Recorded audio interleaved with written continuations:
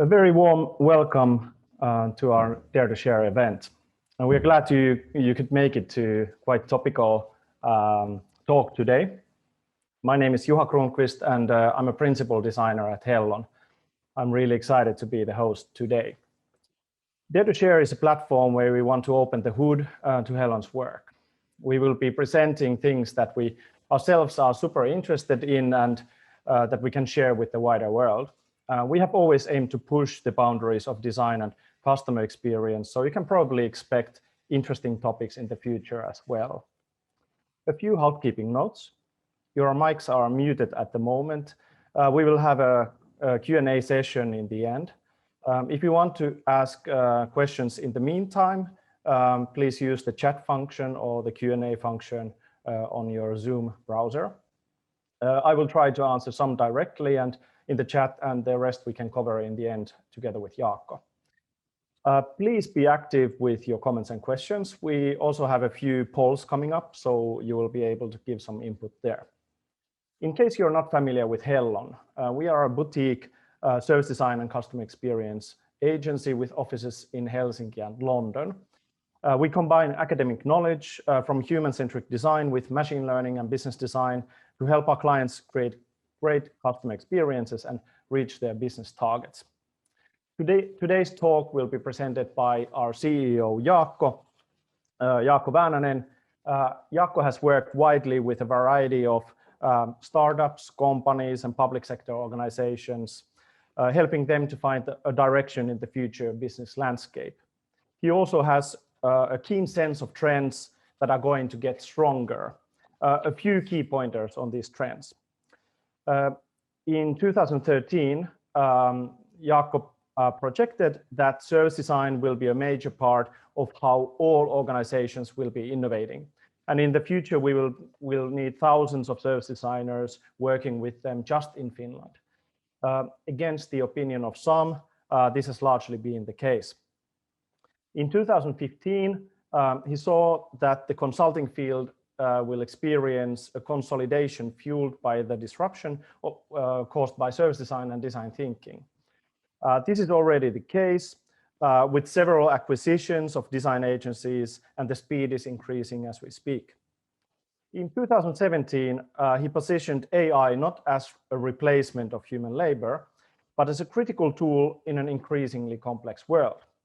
This is increasingly the case with new applications of AI being invented in all fields, including service design. The COVID situation during the past year and a half shook how we work and interact in our daily lives. As we emerge from the situation, the economy is recovering with the highest speed since 1960s, and we are seeing strong signs of a major economic boom. However, according to the World Economic Forum, this growth won't take place in the same way in all areas, with all companies or all consumers. Today, we will be talking about taking a value leap and focusing on the right things when leading your organization during the coming months and years. And I will invite Jaakko here on the stage to present how you can take this value leap. Welcome, Jaakko. Thank you, Juha. Hi, everyone. My name is Jaakko. Please bear with me. I will get this mic sorted out and share the screen so we can start off with the presentation.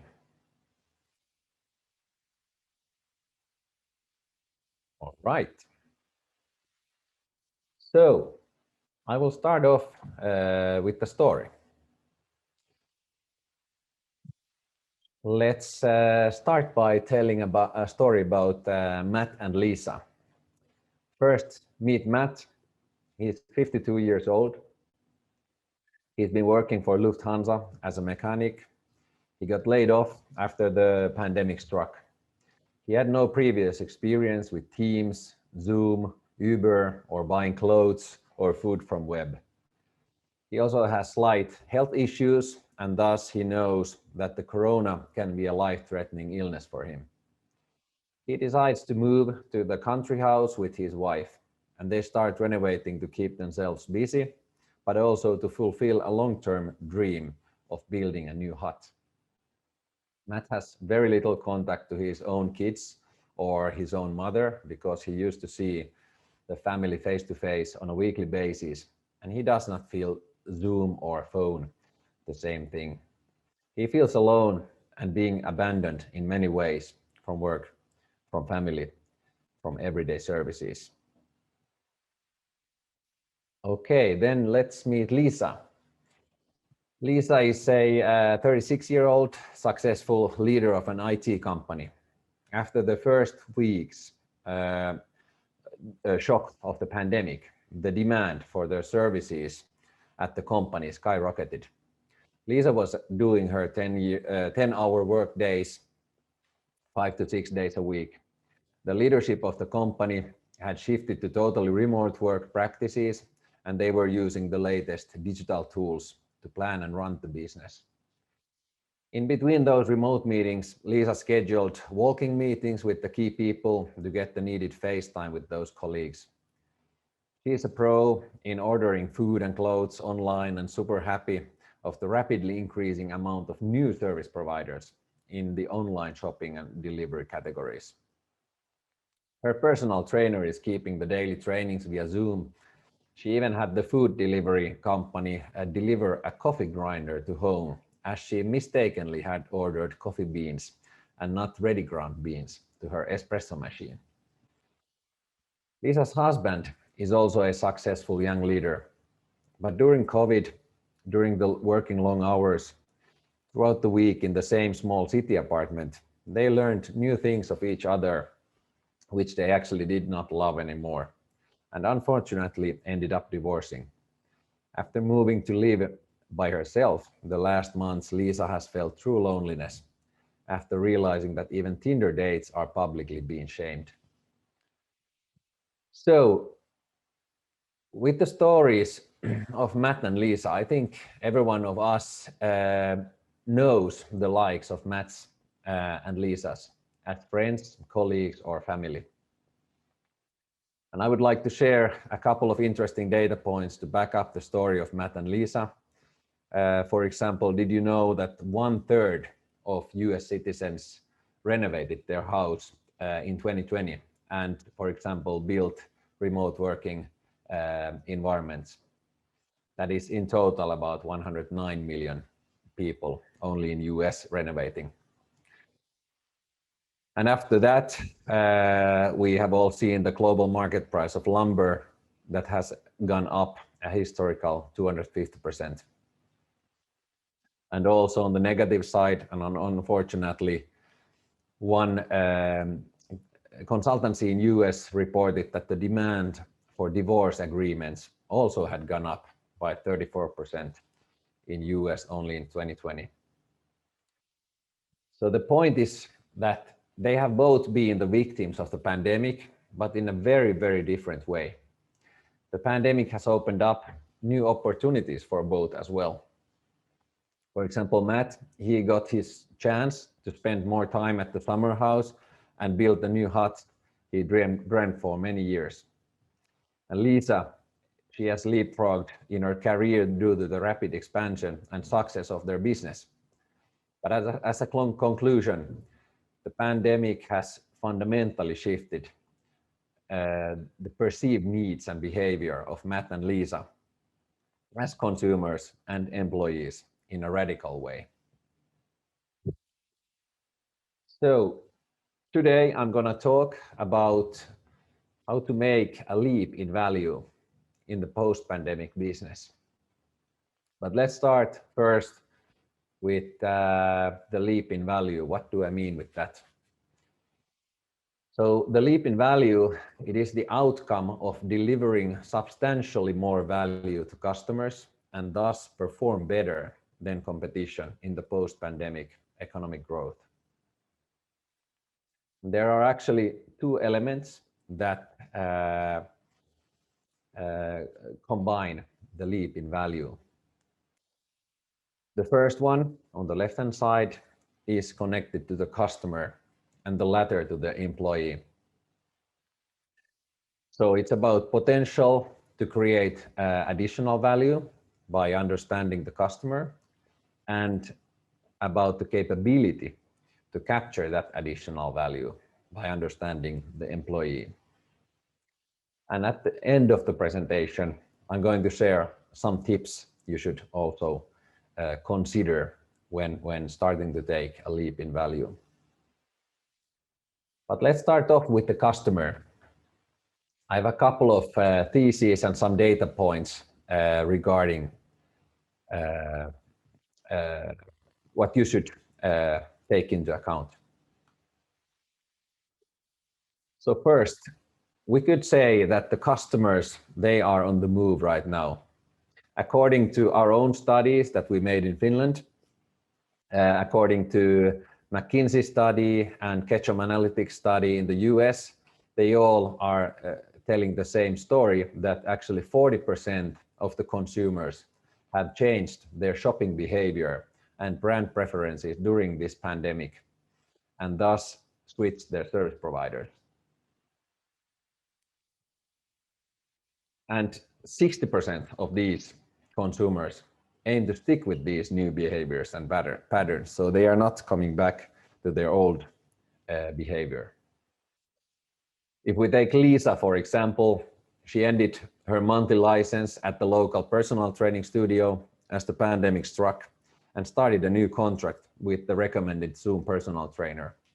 However, she is not completely satisfied with the new Zoom personal trainer, so she is openly looking for good alternatives.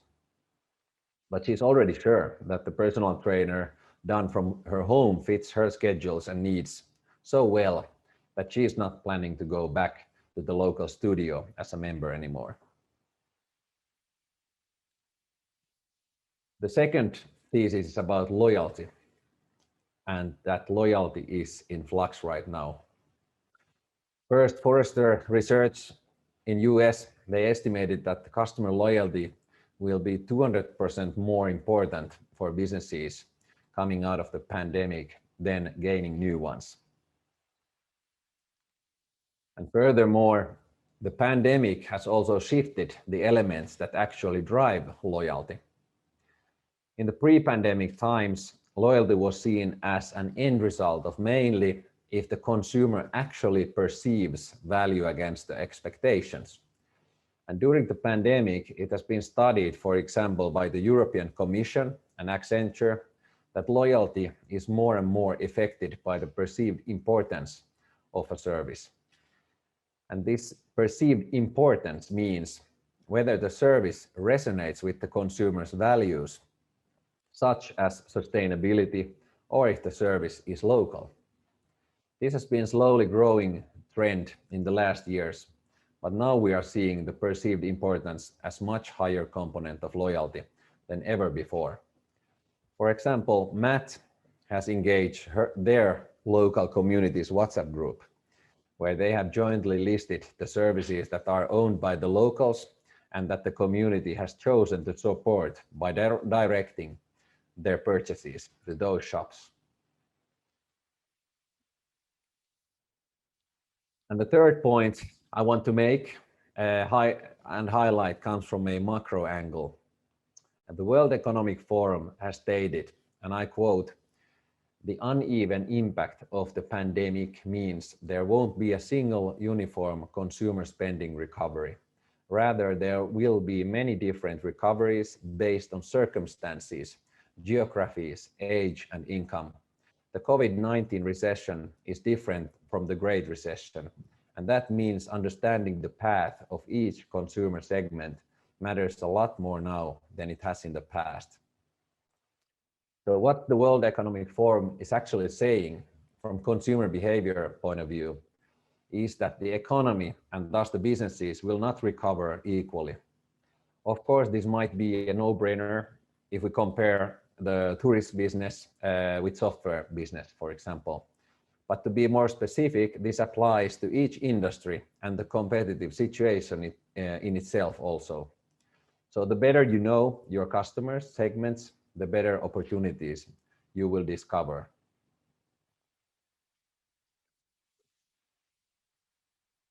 So a couple of key takeaways regarding the customer. What does this mean?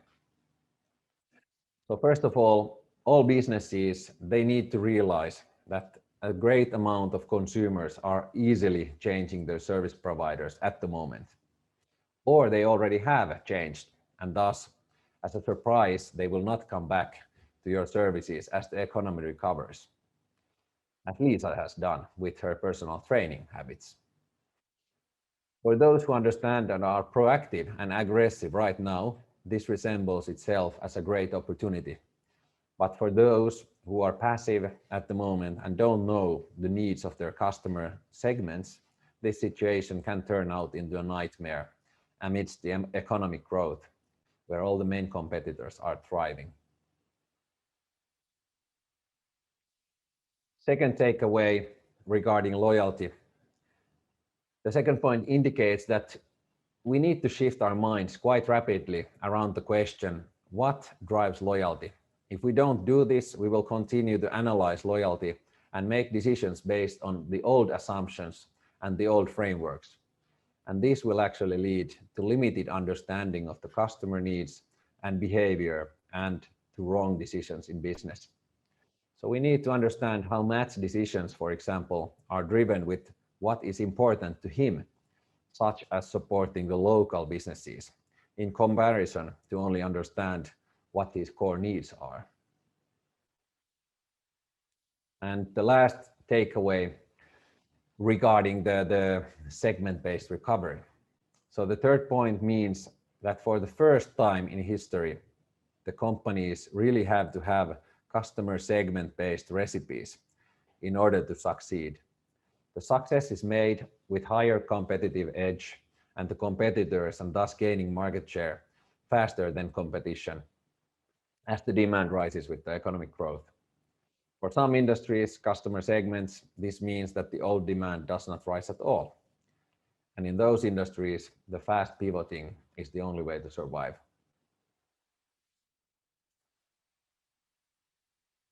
Okay, so I just shared the first part of the value leap equation, if I may say so.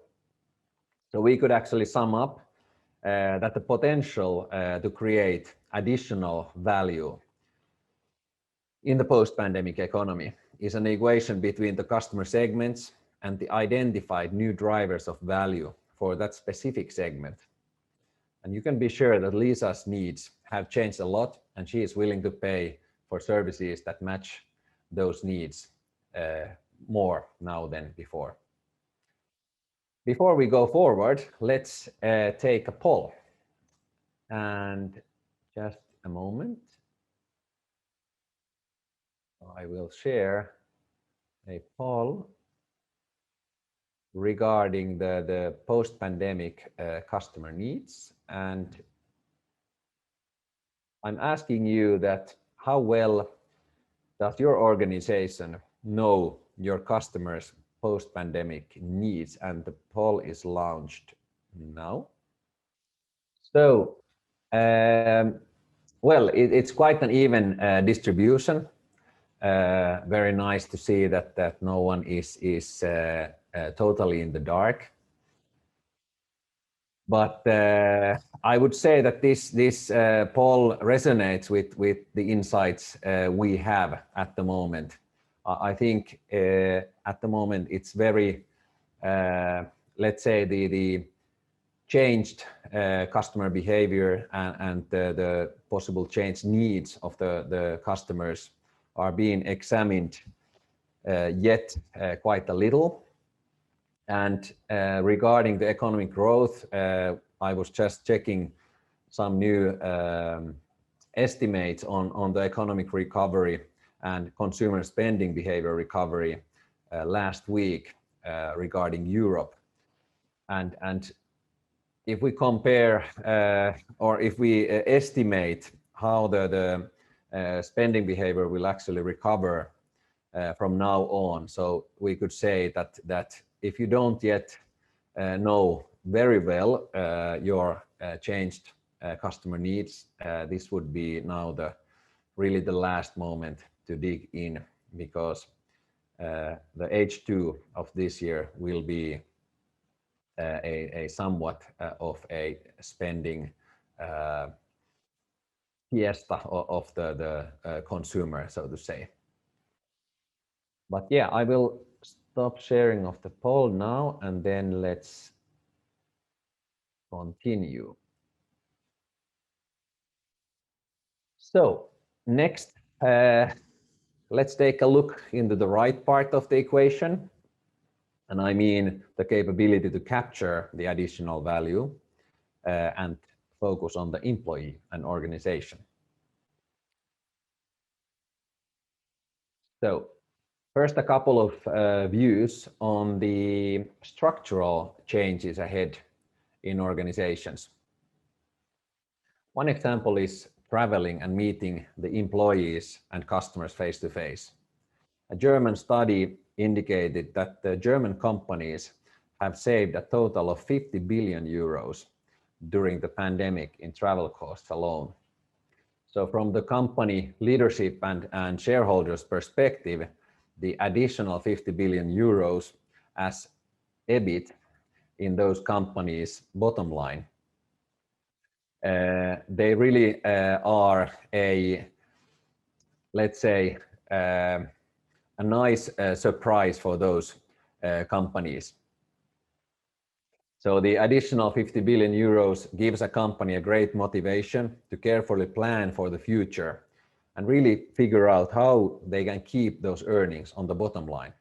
Because in most companies with the low profitability, you need to generate a hefty new additional revenue growth in order to realize the same earnings on the bottom line.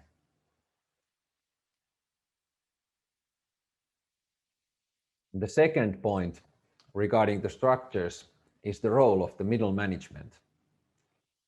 Working from home has indeed given a lot more freedom and responsibility to individuals.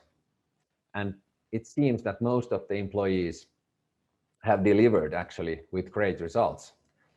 So one critical question regarding tomorrow is that how much middle management is actually needed in large global organizations, and what are the roles for future middle management? The second point I want to make refers to cultural leadership. As you know, the saying, culture eats strategy for breakfast. I think we could rephrase that saying that now a diluted culture can actually eat your whole business away. So two points I want to make regarding this.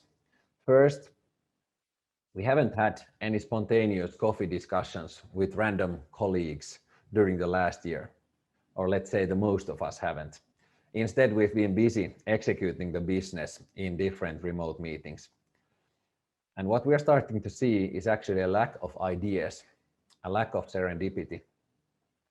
For example, Lisa and her colleague directors, they are starting to be really worried. They've done excellent work in executing the existing business within their IT company, but the amount of new opportunities and ideas and the discussion among those opportunities is very rare, if not absent. And this is a weak signal actually for all companies. Some fundamentals for catalyzing long-term renewal of any business have become threatened.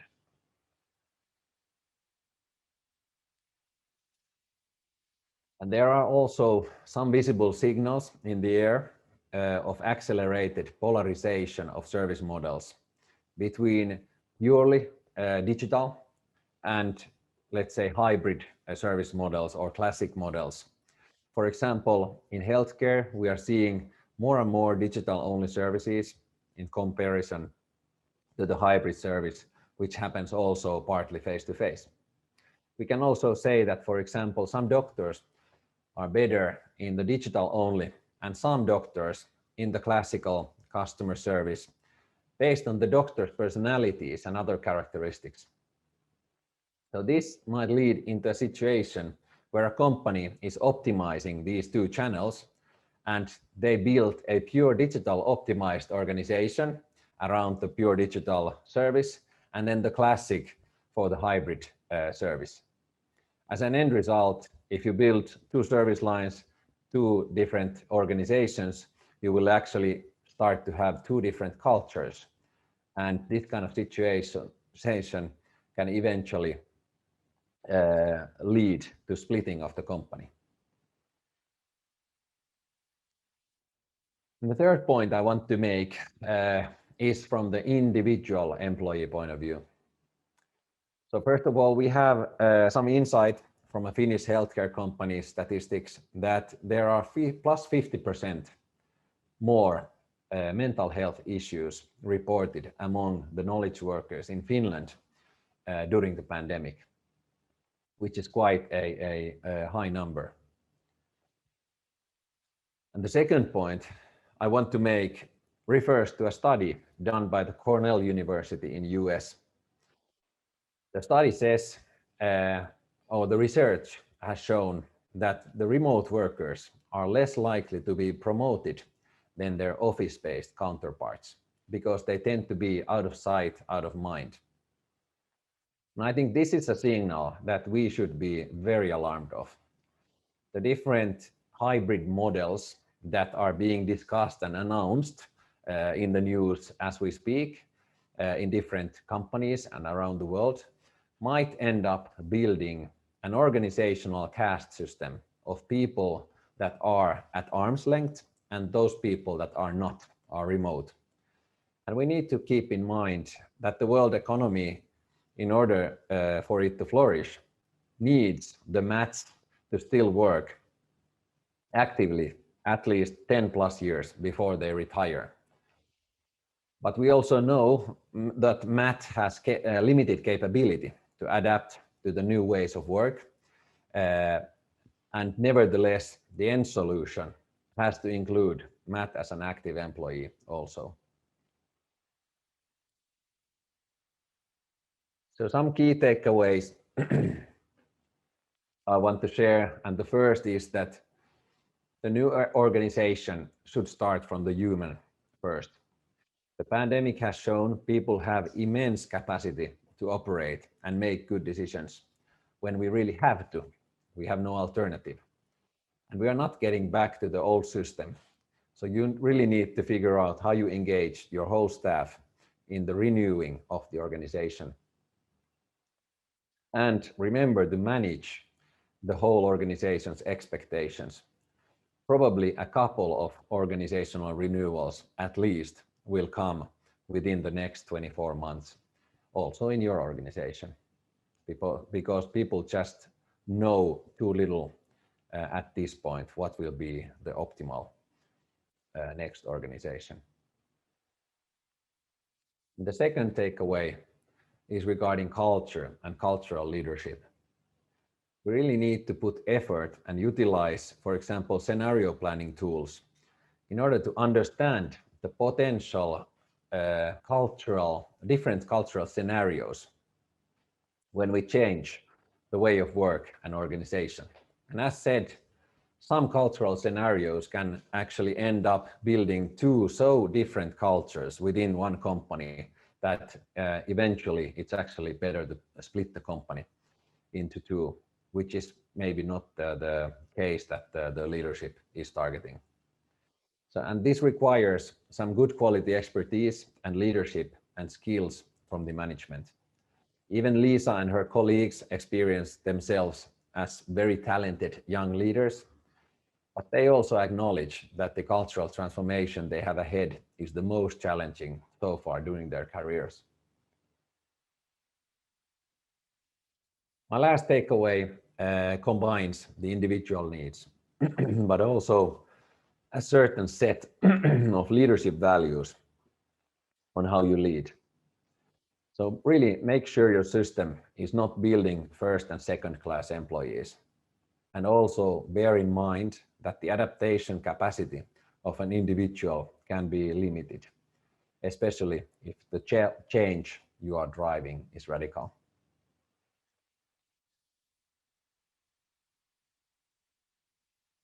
So as a conclusion, coming back to the beginning of the talk, a leap in value means the outcome of delivering substantially more value to customers and thus perform better than competition in the post-pandemic economic growth. Here I could share another poll before we go forward. Just a moment.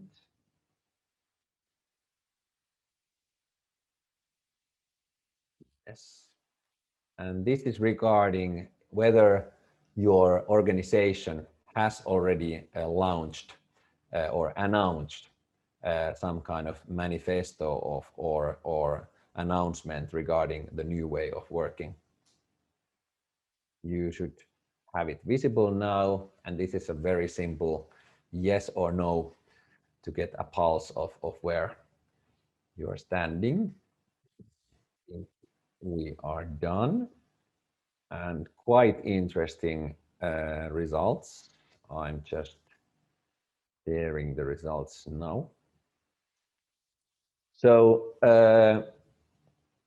82% of people online said no, which is quite interesting, but also understandable at this moment, because we still know very little. But from the leadership point of view, I think at least every organization should now already have a date when this new way of working is going to be announced. Because if, let's say, after summer holidays, if there is no clear guidelines on how the new way of work is shifting and what are the expectations from employees and working routines and so forth, there is a big risk that your organization will start drifting to several different ways, because what we have learned already, that there are many different opinions of people that what kind of the organization or what kind of the new way of work should be.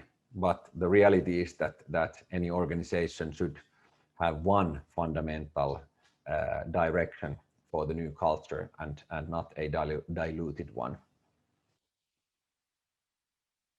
But this is interesting. Let's go forward with the presentation and start concluding. So in my presentation, I just unfolded the elements of that enable a leap in value. That consists of two parts: the customer, i.e. the potential to create additional value, and then the employee, which is the capability to capture that additional value. And let's give this equation a bit more mathematics, which I like, so that we can actually, from the leadership point of view, start calculating some potential.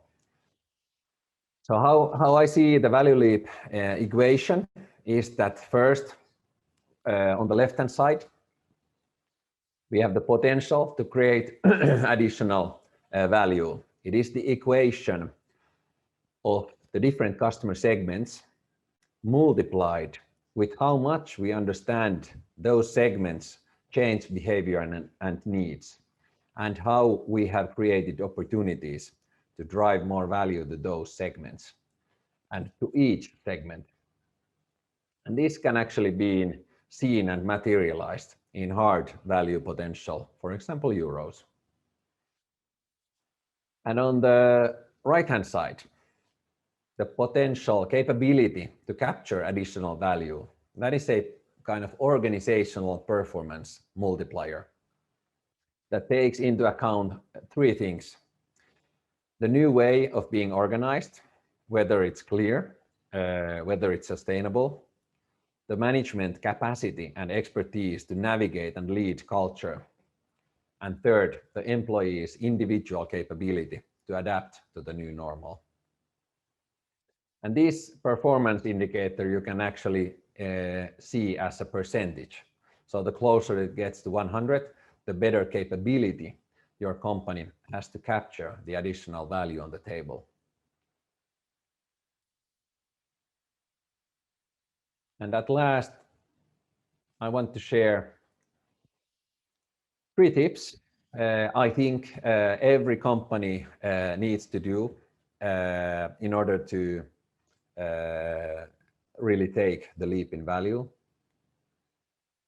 So first, you have to start with a need-based segmentation. It is the only way to understand the shifts and value drivers in a quantified way in your business.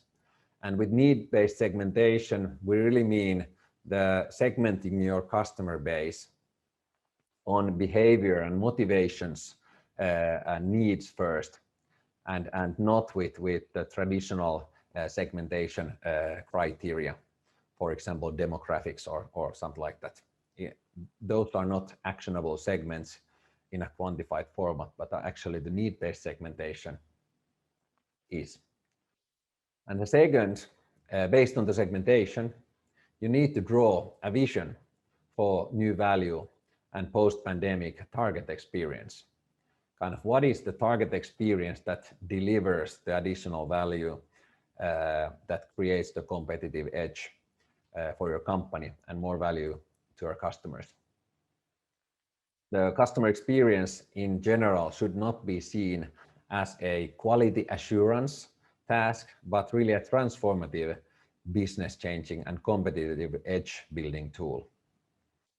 And third, you need a collaborative transformation more than ever. The new winning organization and culture will be an iterative and continuously developing compromise between the company owners and leadership needs and the individual employees' change needs. So really, I urge you to co-create and engage the employees from day one to the change, and be ready to iterate throughout the transformation. And at last, finally, I want to end my story by coming back to Matt and Lisa. Let's remember that Matt and Lisa, they are your family, they're your friends, colleagues, and customers. They've both had a rough year, but with totally different challenges as they look back. But as they look ahead into the future, they see their own totally individual recovery tracks out of the pandemic as employees, but also as consumers. And these tracks are now more polarized than ever. So thank you very much. That's it. Okay.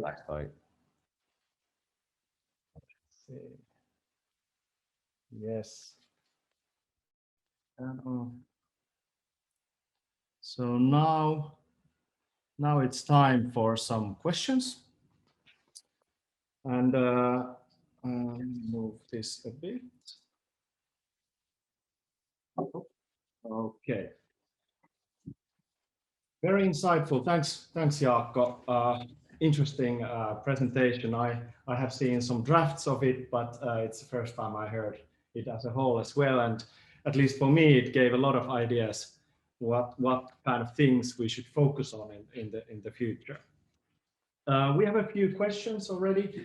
And the first one is from Katja Soini. Hello, Katja. Nice to hear from you.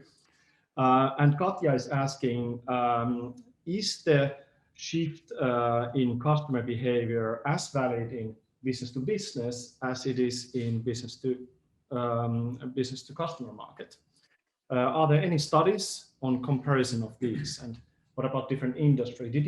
When you made your research preparing for this presentation, did you encounter any kind of differences between these two different areas? Yeah.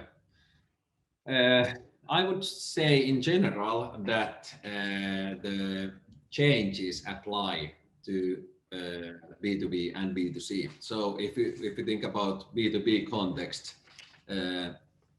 your customers are the people working in the organizations, and those customers, they're human beings there life needs have changed and their working habit have changed, and possibly the organization where they work, which is the B2B customer, they have also announced new way of working or organizational changes. So it really applies to understand that how do we, in B2B context, that how do we actually serve those clients on a human level better. So I would say that in general it applies, but answering the question whether I've met some studies that compare kind of this change in B2B and B2C as a pure focus point, the answer is no. But I think it's a super interesting research question. And I'm pretty sure there will be plenty of studies focusing on this topic, and probably quite many of them are underway at the moment. Then we have a great question by Anne Mikkilä, which is actually what I was also planning on asking. At least I haven't heard yet that Hellon has its own culture manifesto. I know that it's in the works. Could you share a few insights or sneak peeks on what it might entail for us as a culture and organization? Yeah. Well, I can tell a little about the process. So after Q1 this year, we analyzed that the shifts in working have been radical, and we need to create a new, let's say, manifesto or vision for our way of working. And then we decided to have that as a target for our Q2 OKRs this year. And now we are actually in the process. The Hellonians have been, we have a group of people that are working around it. The Hellonians have already been engaged everyone with a preliminary questionnaire to build up the manifesto, and we have a announced deadline, which is when we come back in the beginning of August to work. So that will be the deadline when we announce the new manifesto. But the process is already a couple of months ago started, and everyone knows that when we are going to have it. But I'm not yet going to share any kind of insights on that process. So we have to wait still 1 month. Okay, so a slight disappointment there, but we will be waiting eagerly. Then we have a question from Suvi Talvikki. How would you start the need-based segmentation process? I know that we have done quite a few of these before, so can you please open up a bit about our approach to that task? Yeah. Well, I guess there can be several ways. So what I can share is our process that how we do it in Hellon. So basically, it starts with a qualitative part that we make a qualitative study among the customers and create based on the insight, we create a study that has kind of different statements regarding the customers' needs, motivations, and behaviors. And it is then converted into a quantitative study format that we have created for the next part of the process. So after we have then rolled out the quantitative study, we are putting the results to a analysis what we've done created at Hellon, and it is a algorithm that actually the algorithm creates the first draft of those need-based segments. And then the team starts to build flesh around the bones. So really finalizing those segments. But the main thing is that, you know, the segmentation shouldn't be a tool for, you know, guiding your marketing investments or media investments, but it actually should be an actionable tool on how you can create value to different target segments and what is the size and potential of those segments. So then you can also quantify the additional value that you want to create for your business. So kind of combining this traditional segmentation view with, but the guiding idea is that it forms around needs and behaviors. Right? Yeah. Or other way to say it, that as in design you have the customer profiles, but the challenge with customer profiles is that they're totally qualitative. So a need-based segmentation is those customer profiles in steroids and really in a quantifiable format across your whole customer base. The next one is not really a question, but maybe a comment, is that when I listened to your talk, I felt that it could be like a basis of quite a radical redefinition of core elements of how an organization works. Is that customers are not seen as somehow recipients of value, but actually the source and inspiration for new value. This is maybe a bit familiar already with us, but then also the employees is quite interesting. The idea that employees are not only or not kind of like only the assets of a company, but actually the company is kind of serving the employees for kind of pushing their way of working as high as possible. And the idea that there is some kind of a vision of a new culture that the employees could have, so that it's not just a vision of where the company wants to create value, but also how the company wants to work and operate, what kind of culture the company has. And this is quite interesting topic for me. We have done quite a lot of customer experience visions, but this kind of a culture vision is quite an interesting proposal. Yeah, I think it is something that we need, and it's basically there's a couple of, you know, key points that really, when it comes to the culture, what is really important, that on an individual level we all have experienced throughout the last year, you know, some things that for example, you know, some elements of remote working, they are just absolutely fantastic, and you really feel that it brings a quality of life to your everyday.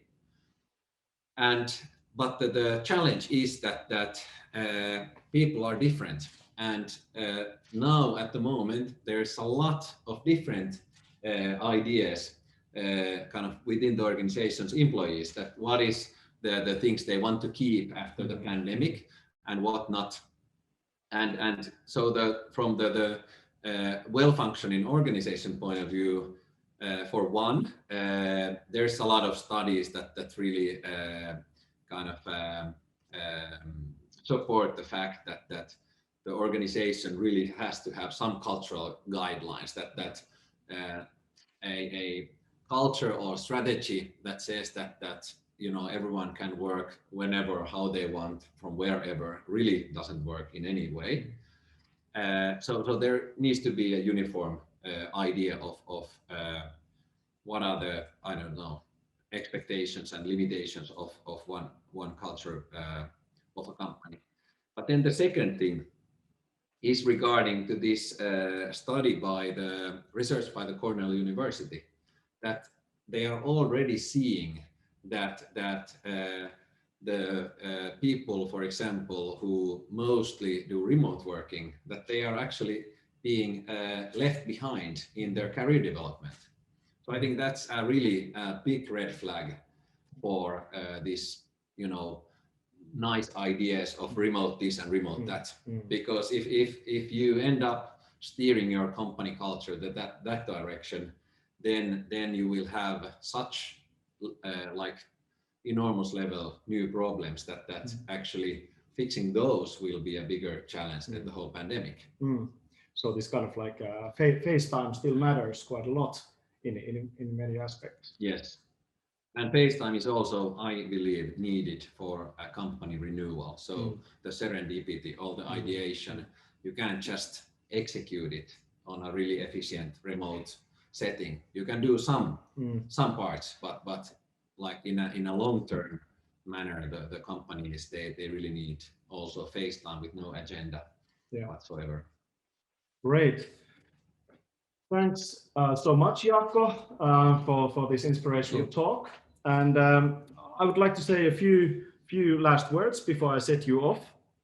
Our next event will be organized in, let me see, in 2nd of September. And it will focus around the topic of sustainability.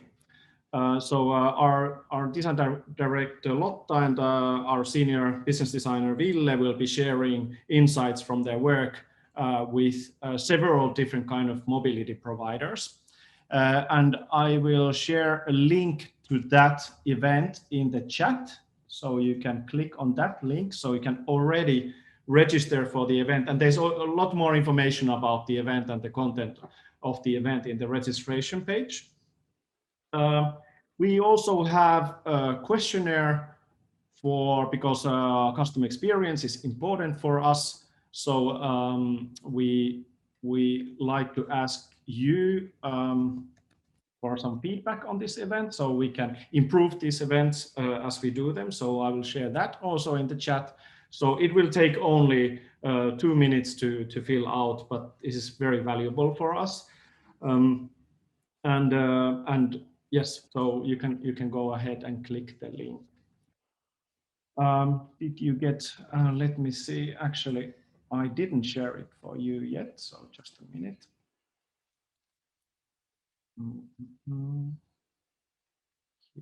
Here we are. Okay, so we have a link for the registration for the next event and also link for the feedback questionnaire.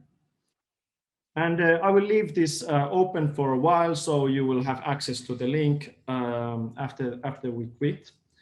But with that, I would like to wish everybody a great day and awesome holiday times. We have those approaching, especially in Finland, and a bit later in UK and the rest of the world. And we hope to see you after the holidays in September for the next Dare to Share event. So, bye. Thank you. Bye.